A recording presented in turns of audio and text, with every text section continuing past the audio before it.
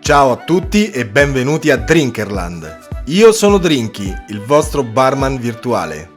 Lo sapevate che, nato negli anni 60, il vodka martini, conosciuto anche come vodkatini, è un cocktail a base di vodka e vermouth dry. È un drink molto amato da grandi scrittori come Ernest Hemingway, Francis Scott Fitzgerald, ma che deve la sua fama a James Bond. Nei film della serie 007, infatti, ordina spesso un vodka martini agitato e non mescolato. Si tratta di un cocktail pre-dinner, quindi ideale per l'aperitivo, da servire con la scorza di limone, che dona aroma e profumo al drink. Anche se sembra un cocktail molto semplice da preparare, richiede un perfetto equilibrio tra gli ingredienti. Il grado alcolico del vodkatini è alto, quindi si consiglia di berlo con cautela.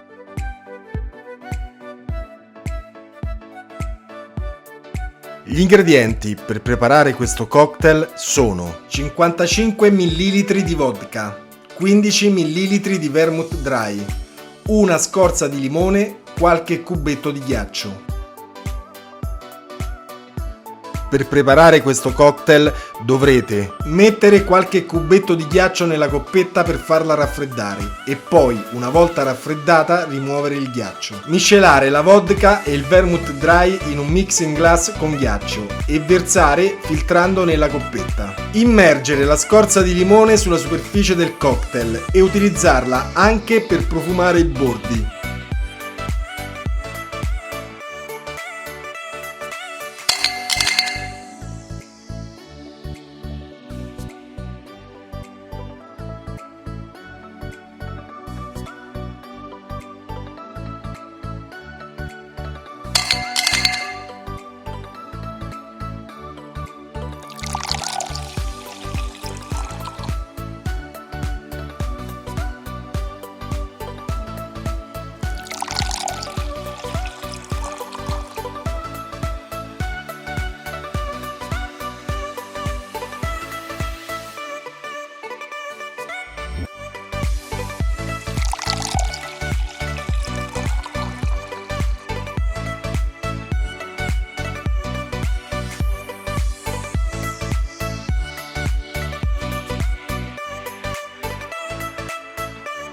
Il vostro cocktail è pronto.